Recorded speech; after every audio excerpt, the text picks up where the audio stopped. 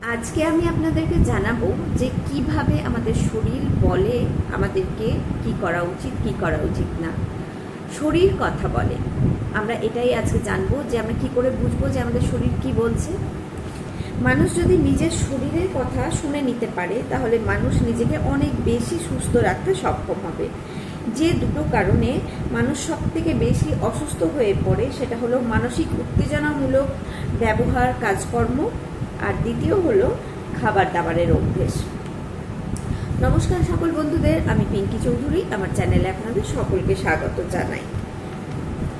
মানুষ যখন অতিরিক্ত চেঁচামেচি করে, রেগে যায়, বিরক্ত হয়, ঝগড়া ঝামেলা করে, তখন শরীরের মধ্যে যে যে প্রতিক্রিয়াগুলো দেখা দেয় সেই প্রতিক্রিয়াগুলোর মাধ্যমে শরীর, মন একটা মানুষকে বোঝানোর চেষ্টা করে, জানানোর চেষ্টা করে যে এই যে তারা কাজকর্ম করছে তার যে শক্তি উৎপন্ন, এই ধরনের কাজকর্ম করার ফলে শরীরের যে শক্তি উৎপন্ন হচ্ছে, নেগেটিভ শক্তি, সেগুলো মানুষের শরীর সহ্য করতে পারছে না, নিতে পারছে না। শরীর মন দুটোই অতিরিক্ত, দেখবেন অনেক সময় লক্ষ্য করে অতিরিক্ত চেঁচামেচি বা নেগেটিভ রিয়্যাক্ট করে, নেগেটিভ ধরনের চিন্তাভাবনা বা নেগেটিভ ধরনের ব্যবহার যখন কারোর সঙ্গে করা হয়, তার ফলে কিন্তু শরীরের মধ্যে বিভিন্ন ধরনের সমস্যা দেখা দেয়। তারা কষ্ট পায়। অনেক সময় ঝগড়া ঝামেলা করলে, চেঁচামেচি করলে দেখবেন দুর্বল অনুভব হয়, মাথা ব্যথা হয়, মাথা ধরে যায়, গা হাত পায়ে কাঁপুনি দেয়, অনেকের প্রেশার আপ ডাউন করে, যাদের সুগার থাকে তাদের সুগারেরও সমস্যাটা আরও বেড়ে যায়। তাছাড়াও বুকে ব্যথা হয়, দুর্বল অনুভব হয়। এই বিভিন্ন ধরনের সমস্যা কিন্তু আপনারা যখনই দেখবেন নিজেরা কোনো সময় কোনোরকম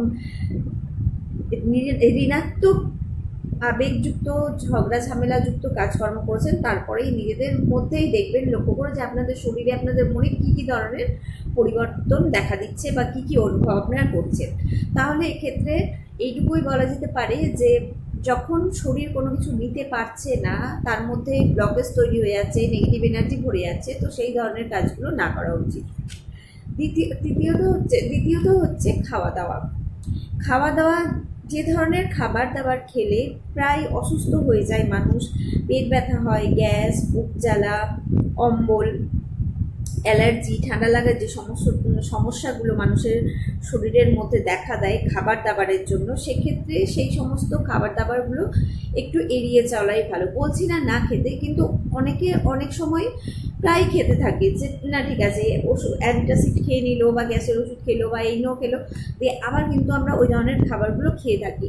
কিন্তু আমরা যদি একটু নিজেদের লোভটাকে সম্বরণ করতে পারি আর যদি একটু সজাগভাবে জীবনযাপন করি, তাহলে কিন্তু আমাদের শরীর সত্যি সত্যি অনেক সুস্থ থাকবে, ভালো থাকবে। কারণ এই ছোট ছোট ছোট ছোট অসুখ বিসুখগুলো থেকেই একটা সময় অনেক অনেক অসুখ বিসুখ তৈরি হয়ে যায়। যখন আমাদের শরীর কোনো কিছু নিতে পারে না, সহ্য করতে পারে না, তখনই কিন্তু পেটের মধ্যে কোনো কিছু গিয়ে যেটা সহ্য হয় না সেটার জন্য ব্যথা হয়, গ্যাস অম্বল হয়, যেগুলো ঠান্ডা লাগার ধাত, অ্যালার্জি, এই বিভিন্ন ধরনের। মানুষকে নিজেকে বুঝে নিতে হবে, নিজের জীবনযাত্রা দেখে, যে কোন জিনিসটা তার জন্য ঠিকঠাক আর কোন জিনিসটা তার জন্য অসুবিধাজনক। তো এইভাবে শরীর বিভিন্নভাবে আমাদেরকে বলে দেয়, মানুষকে বলে দেয় যে কী করা উচিত কী করা উচিত না। তার সঙ্গে একটা ছোট্ট টিপস, আমি এটা ভারতীয় চিকিৎসা পদ্ধতি, রাজীব দীক্ষিতের একটা বই আছে, তো সেই বই থেকে জেনেছি যে যদি যাদের গ্যাস অম্বলের ধাত খুব বেশি আছে, খাবার পরে পরে সঙ্গে সঙ্গে কখনো কাউকে জল খাওয়া উচিত না। খাবার 1 ঘন্টা পর বা 1.5 ঘন্টা পর জল খাওয়া উচিত। আজকে এতটাই। সকলে ভালো থাকুন, সুস্থ থাকুন। আমার ভিডিওটা যদি আপনাদের ভালো লেগে থাকে তো অবশ্যই আমার সঙ্গে থাকুন।